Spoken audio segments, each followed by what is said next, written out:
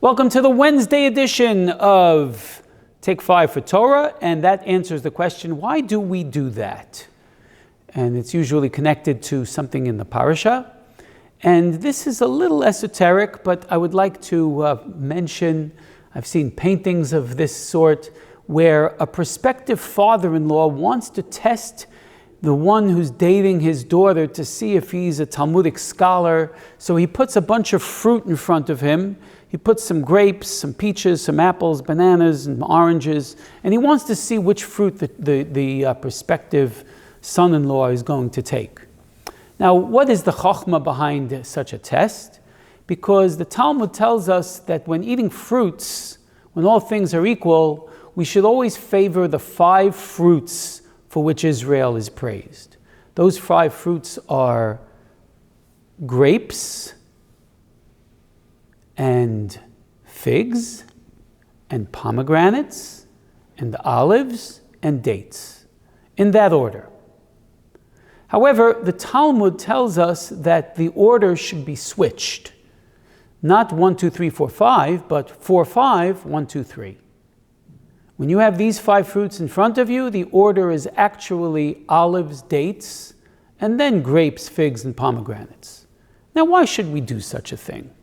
Surely the order should be the order that they should appear in the verse. The answer perhaps is in Parsha Shlach. Why does the Torah, the delineation is that the pasuk, listen carefully, it says, Eretz Chita Sa'ora, a land of wheat and barley, and of course, oats, rye, and spelt, and any other grains fall under those 2 categories. I once saw a loaf of bread, it said 13 grain bread. There are really only 2 grains on planet Earth, grains that behave like wheat and grains that behave like barley. Right? If there are 13 grains, 6 of them behave this way, 7 behave that way, you get what I'm saying. So there are really only 2 grains, and those brachas are Brei Minei Mizonus, and they always go first. But when you have fruits, Eretz Chita Sora, Gefen Teinav Rimon, right? Grapes, figs, pomegranates, Eretz Zeis Shemen Udvash, a land of olives and dates.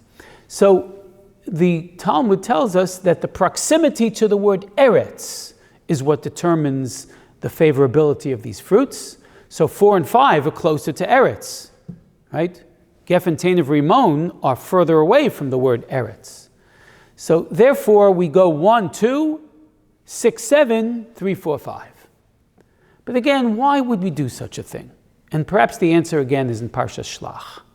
Because in Parsha Shlach, the 3 fruits of Israel that they did bring back with them were not olives and dates.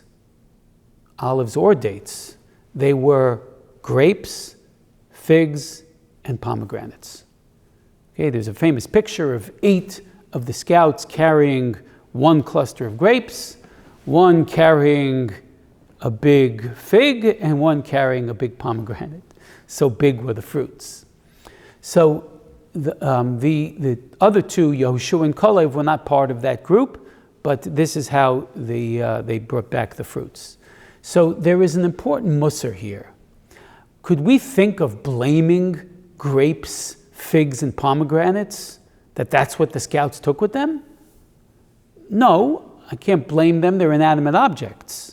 But nonetheless, we still have to be careful for just being associated with something that is negative. Stay far away from things that are untoward and even things that resemble them. We may be able to explain ourselves. No, I didn't really do that. Make explanations, but stay far away from that. Don't even be associated with negativity. And this is perhaps why not just the association with the word Eretz, but philosophically why those 3 were pushed away. Right? They are just by association with the very negative story in this week's parsha of the Meraglim is what pushes it off. Now, as far as the question that the prospective father-in-law is asking, the fact is that if the future son-in-law knows his halacha, he'll take a banana for sure, because a banana is always after a Borei Piyah Eitz.